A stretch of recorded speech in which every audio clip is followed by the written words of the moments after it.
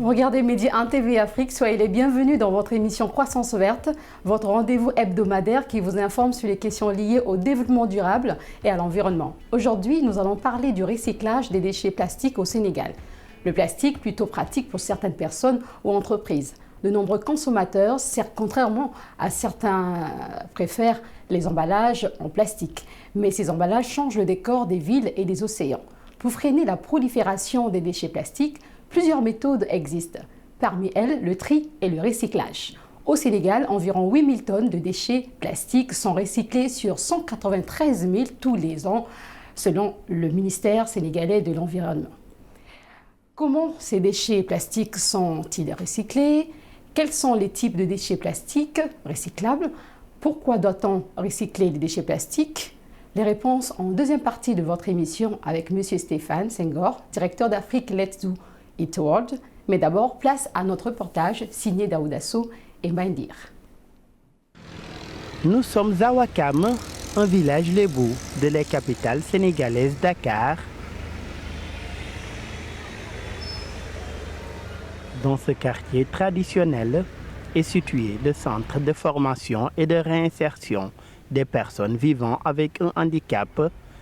Dès que le seuil est franchi, leur production exposée juste après l'entrée attire l'attention des visiteurs. Tous ces accessoires proviennent d'ailleurs du recyclage.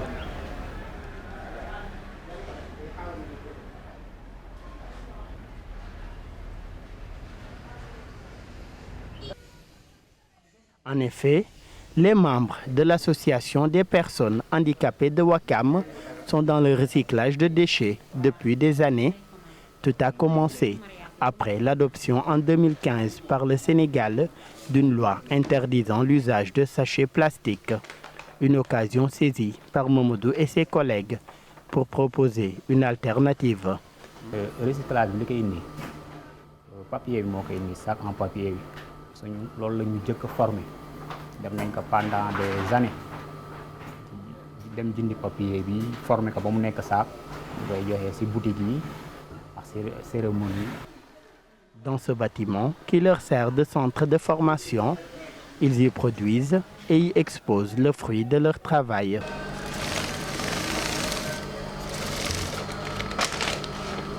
Des accessoires, en passant par l'habillement et autres, tout provient du recyclage.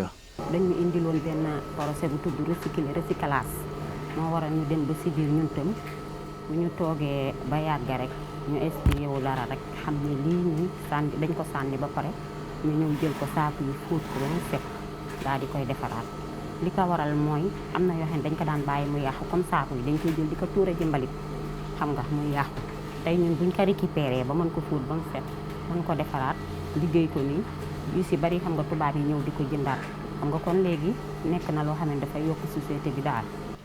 Chaque article réalisé nécessite un certain temps de production et une certaine habileté. Mati, la chef d'atelier, est professionnelle dans son domaine, très habile à la coupe. Elle facilite la tâche à ses autres collègues chargés de l'assemblage jusqu'à la couture. Chaque étape est dévolue à quelqu'un. chaîne la ñuy liggéey rek comme yéen a ma gis sànq fii maa ngi dagg su ma daggee ba pare ñi ñooy ñëw kii tamit day ñëw da di benn machine bi dafa paan fii lépp la ñuy def gis nga ku nekk daal ak sa domaine xam nga yaa ngi ñëw sax fekk ni comme bulu siele tey kii toog nii moom moo ko doon defar waaw moom bu ñu xëyee fii liggéey bi yëpp jàppal ma jàppale rek ñun ñëpp ñu ngi si di liggéey. Ce centre, mis en place depuis plus de 5 ans, s'est fixé pour objectif de lutter contre la mendicité des personnes vivant avec un handicap, la formation qu'elles y ont reçue, ainsi que les produits qu'elles y fabriquent, contribuent à leur permettre de subvenir à leurs besoins. L'objectif, c'était de permettre les personnes vivant avec un handicap d'avoir un métier et de lutter contre la mendicité. Parce que, en général, si vous marchez partout ici au Sénégal, les gens se mendicient. Et que nous, notre objectif, c'est de ne pas mendicier qu'avec les gens de Ouakam. Pour lutter contre ça, on a créé cette association et on a créé ce centre pour permettre les personnes handicapées d'avoir un autonome.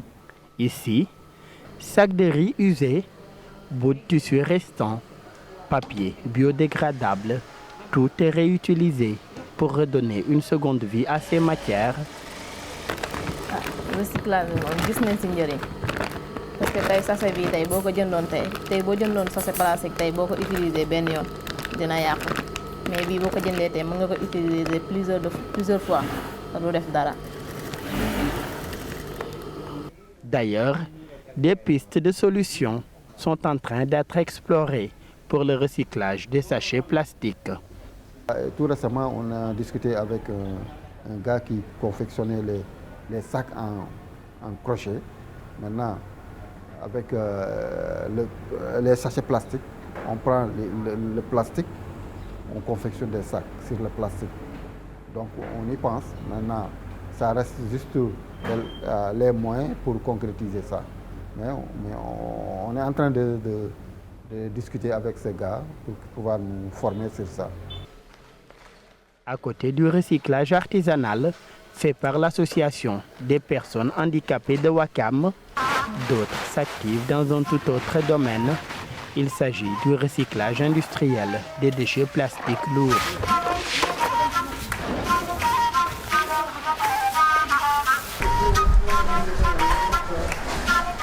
Pour ce faire, un jeune entrepreneur sénégalais du nom de Macoumba Diagne s'est lancé dans le secteur. Sa structure, qui est partie d'un groupement d'intérêt économique de femmes, est aujourd'hui une véritable société à responsabilité limitée. Nous sommes tous conscients qu'il y a énormément de matières plastiques qui sont produites et qui sont jetées dans la nature. Donc il faut forcément qu'une entreprise prenne ses responsabilités pour vraiment prendre ces problématiques à cœur et essayer d'apporter des solutions. Et c'est la raison pour laquelle nous travaillons jour et nuit et nous essayons de réfléchir sur de nouveaux concepts qui peuvent régler ces problématiques qui est de lutter contre la pollution plastique au Sénégal. La structure sénégalaise est une société industrielle spécialisée dans la collecte et le recyclage du plastique. Son objectif, développer une logique d'économie circulaire dans laquelle population, entreprises comme collecteurs tirent leur épingle du jeu. Nous avons créé cette initiative qui s'appelle Récuplas, qui est dans le but d'être beaucoup plus proche de la population. Donc c'est un système très simple, c'est des kiosques qui sont implantés et qui rachètent le plastique à 75 francs le kilogramme. Donc ça c'est notre réseau, on en a à peu près une vingtaine et ça continue, on continue à augmenter, à poser d'autres kiosques. On a aussi un autre réseau, on travaille avec les collecteurs.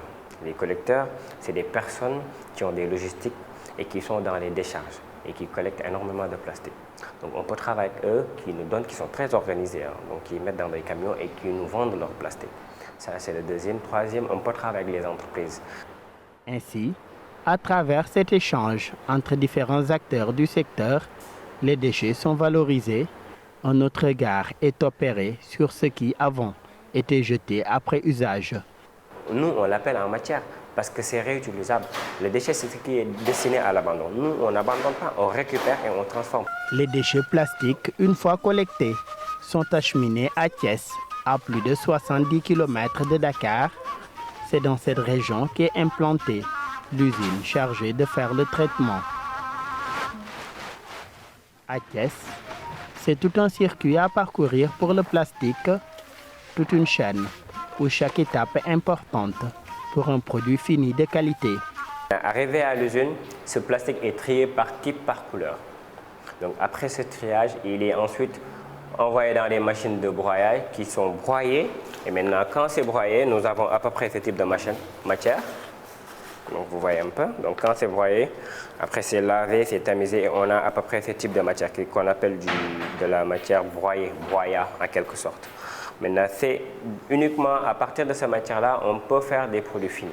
On peut faire des bassines, on peut faire des poubelles, on peut faire d'autres types. Maintenant, on est allé plus loin. On peut faire d'autres types de matières plastiques recyclées qu'on appelle de la granulée. C'est des formats grains, comme son nom l'indique, qui aussi, on a certains types de machines qui ne supportent que ce type de produits.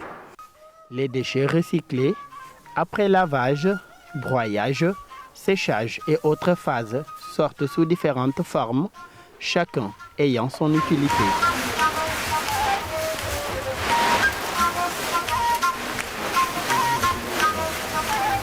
Après traitement, le granulé et les cristaux de plastique servent de matière première pour la fabrication d'ustensiles, de meubles et autres accessoires. Des produits prêts à être utilisés, des produits finis tels que des bassines, des chaises, des tubes orange. Et en parlant des produits, je peux vous montrer les différents articles que nous commercialisons et qu'on fait faire à nos partenaires. Donc vous pouvez voir ça, c'est des bassines très solides. Hein. Donc je peux vous montrer, ils sont très solides.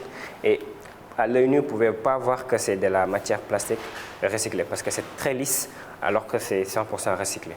Donc vous voyez, donc, on essaie d'améliorer aussi la qualité du recyclage. Et tout ça, c'est issu des matières plastiques que je vous ai montré tout à l'heure.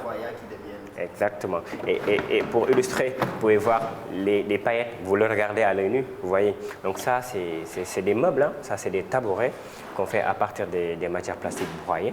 Donc là, vous le voyez, hein. Donc on peut s'asseoir là-dessus, c'est très commode. Hein. Donc, vous pouvez voir, on peut vraiment s'asseoir, donc c'est très commode.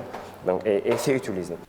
De l'industrie de recyclage, nous nous rendons dans un restaurant pas comme les autres, situé sur la plage du Virage à Dakar.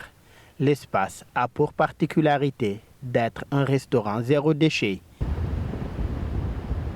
Un choix justifié par ses promoteurs comme une volonté de contribuer à la préservation de l'environnement au sein de leur restaurant. D'abord, il y avait un premier axe qui consistait à voir tous les déchets présents au niveau du restaurant. Ensuite, un deuxième axe, essayer de mettre des alternatives, cela veut dire changer ces déchets. Et un troisième axe qui consiste à la suivi et pour voir comment les clients essaient d'interpréter ce changement-là. Pour une meilleure compréhension des clients, le message est clairement plaqué à l'entrée. Des mesures sont aussi prises pour faire respecter le concept zéro déchet. Par exemple, on n'utilisait plus des pailles en plastique, maintenant on utilise des pailles en bambou. Cela veut dire là, voilà les pailles en bambou qu'on utilise. Ensuite aussi, on n'utilise plus des capsules, mais on utilise des cafés à grains. On prend ces cafés à grains, on l'utilise pour la machine. Là, on essaie de le moudre dans la machine. Mais aussi, on utilisait des mouchoirs en papier qu'on jetait. Et là, on utilise des mouchoirs en tissu. Cela veut dire là, on sert les clients. Là, ce sont des mouchoirs réutilisables. Dès que c'est sale, on le lave, on le réutilise. Voilà en quelque sorte. Même au niveau de leurs poubelles, tout est bien organisé. Elles ont des couleurs et des rôles différents. Chacune d'entre elles est réservée à un type de déchet. D'ailleurs, pour veiller au respect du zéro déchet dans leur espace, un suivi régulier est assuré. L'objectif est d'arriver à des résultats probants. Pour le suivi, on avait d'abord commencé par un tri. Cela veut dire qu'on triait les déchets. On mettait les plastiques à part, les tissus à part, les bouteilles à part et les biodégradables à part. Ensuite, on formait le personnel ici présent au tri. Maintenant, chaque jeudi et mardi, 6 probus venaient et récupéraient ces déchets qu'ils vont recycler.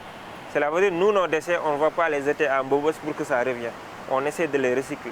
Une étude réalisée par l'unité de coordination et de gestion des déchets a montré qu'au quotidien, 7000 tonnes de déchets sont produits au Sénégal, dont la moitié provient de Dakar, ce qui peut constituer des opportunités d'emploi pour les jeunes dans la valorisation des déchets. Il faut donc valoriser les déchets plastiques. Nous sommes avec M. Senghor. Bonjour, M. Stéphane Senghor. Bonjour. Et merci d'avoir répondu à notre invitation. Merci de m'avoir invité. On vient de le voir dans ce reportage, plusieurs citoyens et certaines entreprises optent pour le recyclage des déchets plastiques et du papier biodégradable. Qu'en pensez-vous? Je trouve que c'est une excellente chose. Il était temps que les industries, les citoyens prennent ce virage parce qu'aujourd'hui nous sommes confrontés à une situation qui est quand même dramatique. Nos océans sont pollués, les terres sont souillées. On ne peut pas continuer à vivre dans un monde dans lequel le tout jetable fait légion. Et comment ces déchets plastiques sont-ils recyclés? Alors, il y a plusieurs techniques. Bon, je pense que déjà, dans le reportage que vous avez présenté, on vous montre quelques exemples par rapport à la réutilisation de certains qu'on n'appellera même plus déchets en fait, puisque lorsqu'on les utilise, ce ne sont plus des déchets. Et je pense que c'est d'abord la première chose qu'il faut comprendre, c'est que le déchet est une construction humaine. On ne parle de déchets que lorsque l'on a considéré soi-même que la matière ou la chose que l'on utilise est destinée à l'abandon. Mais lorsqu'on sait qu'on peut lui donner une autre vie, alors le déchet n'existe pas.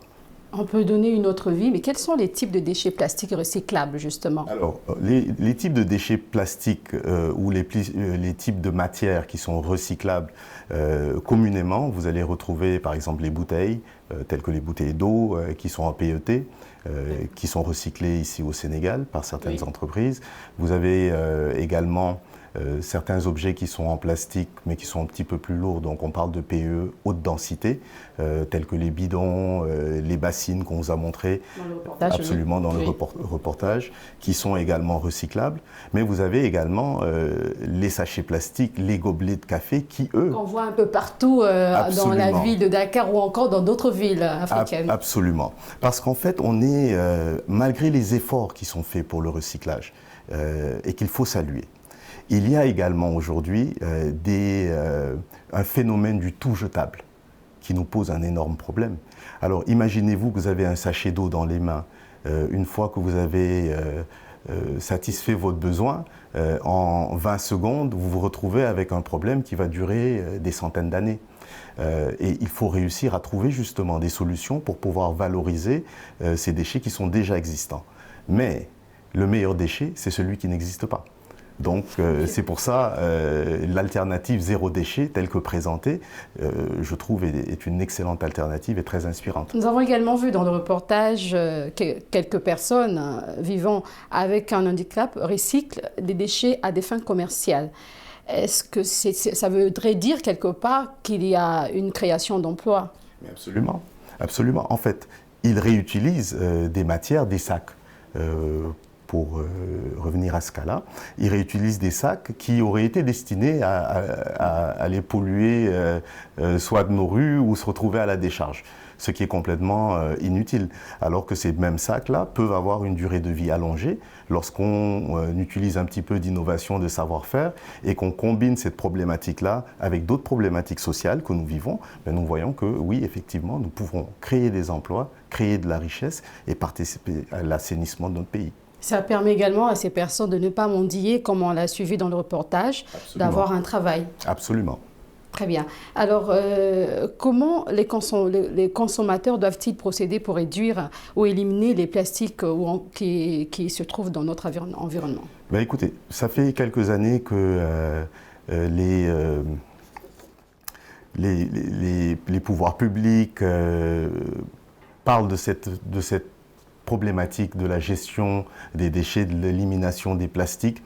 Mais je vous ai dit tantôt, la première chose, c'est qu'il faut comprendre que le meilleur déchet, c'est celui qui n'existe pas. Donc, si on peut anticiper et déjà à la source participer à la réduction, c'est la meilleure option.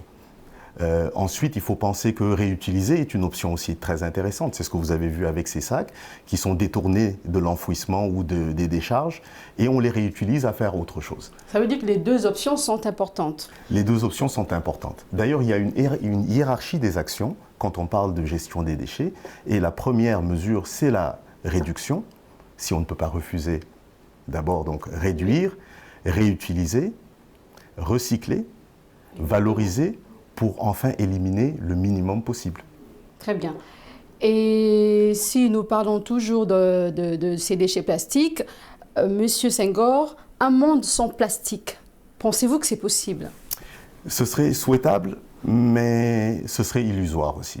Parce qu'il ne faut pas oublier que le plastique n'a pas été introduit simplement parce qu'on avait besoin d'introduire une nouvelle matière. Le plastique a été très utile dans le développement de nos sociétés. Et le plastique est intégré à plusieurs aspects de nos vies et de nos modes de consommation. Oui. C'est le tout jetable qui devient un cancer pour nos sociétés. Parce qu'aujourd'hui, on a une matière qui est effectivement très populaire, très accessible, peu chère, qui épouse nos modes de consommation qui sont devenus nomades. Donc on traîne avec nous aujourd'hui, de par notre passage, une traînée de déchets que nous laissons derrière nous. Et ça pose problème. C'est le tout jetable qui est un problème qu'il faut réussir à régler. Maintenant, éliminer complètement les plastiques, je pense que ni vous ni moi nous serions complètement heureux parce que c'est une matière qui a quand même son utilité. Mais vous savez, tout excès nuit. Alors, selon le journal britannique, le journal d'information britannique Guardian, le Sénégal a importé 1 million de kilogrammes de déchets plastiques par mois des États-Unis au cours des 3 premiers mois de cette année. Selon vous, est-ce que cela doit continuer ainsi ou il faudrait prendre d'autres mesures? Écoutez, si ce fait est avéré, c'est une catastrophe. Déjà, on a de la difficulté à traiter ce que l'on a. Alors imaginez-vous si on se met à en importer, et dans des quantités aussi massives. Vous savez, depuis 2017, la Chine avait menacé de fermer ses frontières aux déchets qui proviennent de l'Occident. Donc il est très possible que malheureusement nous soyons le dernier port de toutes ces matières. Mais cela nous donne également une opportunité aujourd'hui, parce qu'il faut commencer à réfléchir dans le concept de l'économie circulaire et de voir comment est-ce que nous pouvons faire de cette faiblesse-là une force. Et nous voyons également dans les villes africaines, en tout cas la plupart, le plastique menace l'environnement. Quelle devait être la posture ou encore la position des autorités étatiques par rapport à cette problématique? Vous savez, l'Afrique devrait se positionner très franchement par rapport à ces problématiques-là. Parce que nous sommes le dernier continent et nous avons la possibilité de faire des choix différents. Nous n'avons pas besoin de suivre l'Occident qui a dû faire toutes ces erreurs pour qu'aujourd'hui nous nous retrouvions dans une situation qui est quand même assez dramatique, assez catastrophique. On est à l'ère des changements climatiques et nous y contribuons vraiment en pleine force. Il s'agit aujourd'hui pour l'Afrique de penser de manière plus stratégique et de commencer à opérer des choix qui soient beaucoup plus durables. Donc je sais que c'est un casse-tête pour les gouvernements, mais c'est possible. D'accord. Et ça, c'est entre les États, les autorités africaines face aux autorités internationales. Et maintenant, à notre niveau, ici en Afrique, on voit aussi les océans qui sont menacés, les océans qui sont pollués. On voit vraiment les plastiques qui sont très visibles. Qu'est-ce qu'il faudrait faire pour arrêter cela? Écoutez, les scientifiques vous disent que 8 millions de tonnes de déchets plastiques rentrent dans les océans chaque année. De ces 8 millions de tonnes, on estime que 80% de ces déchets-là viennent de nos maisons. Donc ça veut dire que celui qui est dans la rue, qui consomme sa tasse de café et qui la jette, ne se rend pas compte que via les canalisations, au moment des pluies, etc., ce déchet-là finit par se retrouver dans les océans. Eh bien, il s'agit aujourd'hui pour le consommateur africain de prendre conscience de la nature du problème. Ça, c'est la première chose. La deuxième chose, c'est de comprendre aujourd'hui que nous dépendons et que notre lien intrinsèque avec la nature, l'environnement, est un lien qui est beaucoup plus valorisant, beaucoup plus important que notre confort à court terme. Et malheureusement, comme nous avons la plupart du temps des visions à très court terme qui sont très réductrices, nous avons tendance à faire des choix et qui ne sont pas vraiment les meilleurs. Mais à qui revient la responsabilité? Le plastique, il est fantastique, il est pratique. Est-ce que la responsabilité revient aux consommateurs, à l'État, aux structures qui sont en charge ou justement par rapport à cela? Tous responsables. Au premier chef, les industriels. Parce que les industriels aujourd'hui ont le rôle d'être des industriels citoyens. Pas citoyens d'un pays, mais citoyens d'une planète qui est en danger. Oui.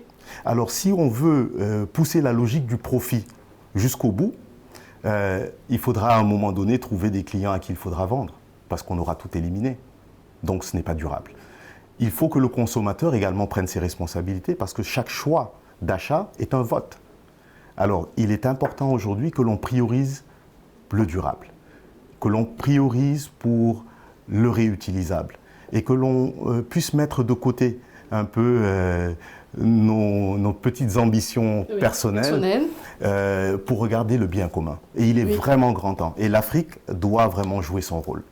L'Afrique doit vraiment jouer son rôle. Vous conviendrez avec moi que la bouteille en plastique, ou bien le plastique peut durer entre 100 et 1000 ans, tout dépend de là où il se trouve, s'il est, il est à l'abri ou pas de la lumière. Oui. Ça veut dire que le plastique représente un danger permanent. Est-ce que vous pouvez me parler un peu plus du risque ou bien du danger du plastique? Alors, je vous disais tantôt que le plastique se retrouve très souvent dans les océans. Et aujourd'hui, il a été identifié près de 5 décharges qui se retrouvent dans les gyres, qui sont, en fait, le plastique est convoyé par les courants marins et il s'agglomère dans 5 espaces dans les océans. Alors ce plastique-là, une fois qu'il est en contact avec la lumière, l'eau, c'est un plastique qui ne va pas se biodégrader, il va se microfragmenter. Donc ça veut dire que c'est le même plastique, la même bouteille, qui va se découper en tout petits morceaux. Certaines fois, c'est des morceaux qui ne sont pas visibles à l'œil nu. Donc ce qui veut dire également que ce plastique qui est microfragmenté devient la nourriture du poisson. Et ça deviendra notre nourriture. Absolument. Donc ça veut dire que le poisson mange le plastique en pensant que c'est du plancton. Nous mangeons le poisson en pensant qu'il est sain, alors que nous sommes en train de manger du plastique. Alors il s'agit à ce moment-là de faire une équation très simple. Commençons à manger le plastique. Ah ben non, pas du tout. Il va falloir que nous puissions prendre nos responsabilités, comme vous le disiez tout à l'heure. Alors, nous sommes arrivés à la fin de cette émission. Merci beaucoup, Monsieur Senghor, Monsieur Stéphane Senghor. Merci d'avoir répondu à nos questions. Ça m'a fait plaisir et merci de m'avoir invité. Alors, c'est la fin de cette émission. Merci à vous de l'avoir suivi. Je vous donne rendez-vous la semaine prochaine pour un autre numéro de Croissance Verte. Les programmes continuent sur Medi 1 TV Afrique.